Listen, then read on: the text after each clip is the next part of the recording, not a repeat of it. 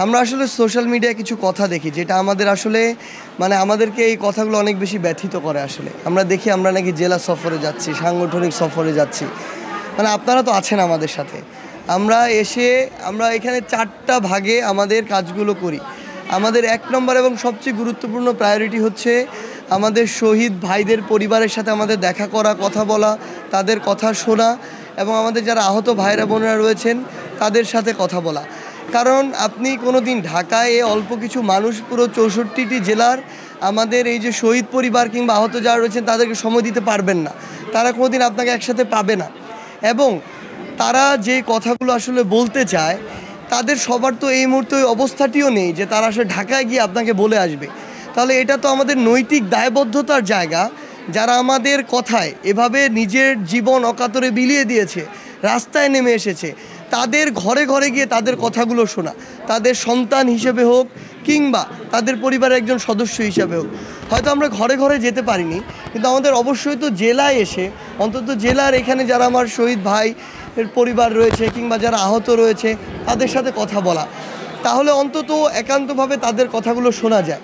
এটাও এই গুরুত্বপূর্ণ সবচেয়ে ইম্পর্ট্যান্ট কাজটি আমরা প্রথমত করি।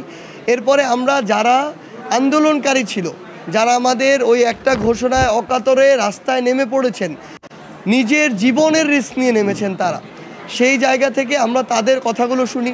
বর্তমানে এই জেলা কী কী সমস্যাগুলো প্রকট সেগুলো শুনি, তাদের কাছেই শুনি এগুলো কী করে সমাধান করা যেতে পারে, প্রশাসনকে কী করে সহযোগিতা করা যেতে পারে, কিংবা আমরা আমাদের জায়গা থেকে কি দাবি তাদের হয়ে তুলে ধরতে পারি, তাদের সাথে আমরা কথা বলি।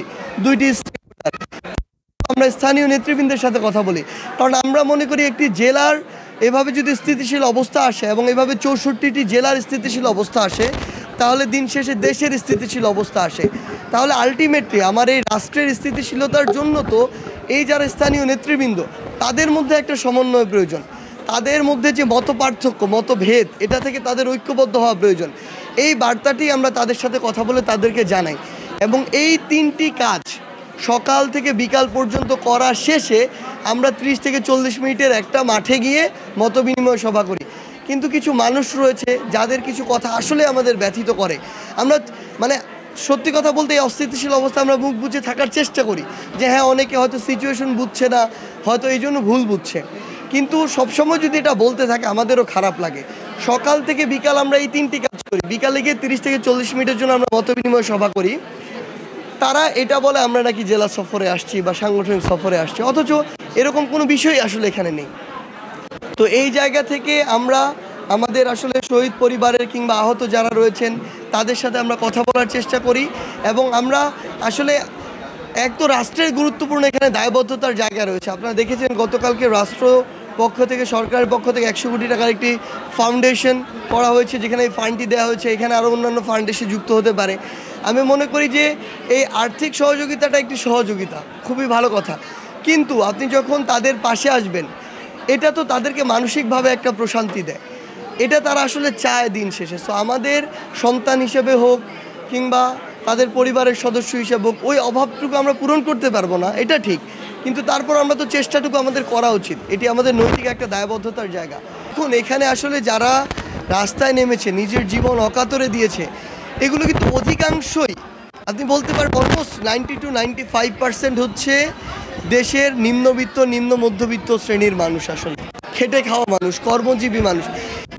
এই পরিবারের যারা কর্মজীবী ছিল বা কর্মক্ষম উপার্জন করতো, তারাই কিন্তু রাস্তায় নেমেছে। আসলে সেই জায়গা থেকে তাদের এই যে পথটি, উপার্জনের পথটি বন্ধ হয়ে গেছে, তারা কিন্তু আর্থিকভাবে এখন একটু দুর্দশাগ্রস্ত অবস্থায় রয়েছে।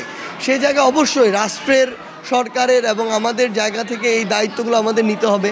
আমরা জেলা প্রশাসনকে অনুরোধ করব, প্রত্যেকটি জেলায় এই শহীদের সংখ্যা তো এত বেশি নয়, যারা রয়েছে তাদের যেন সবসময় খোঁজ খবর নেওয়া হয়, তাদের পাশে দাঁড়ানো হয় এবং ওই পরিবারের অন্য কোনো সদস্যকে যে কোনো জায়গায় যদি একটি চাকরির ব্যবস্থা করে দেওয়া যায়, তাহলে স্থায়ী এই যে তাকে নিয়ে চিন্তাটি বা তার যে জীবনের চলার যে চিন্তাটি, এই চিন্তাটি তখন কিন্তু কমে আসে।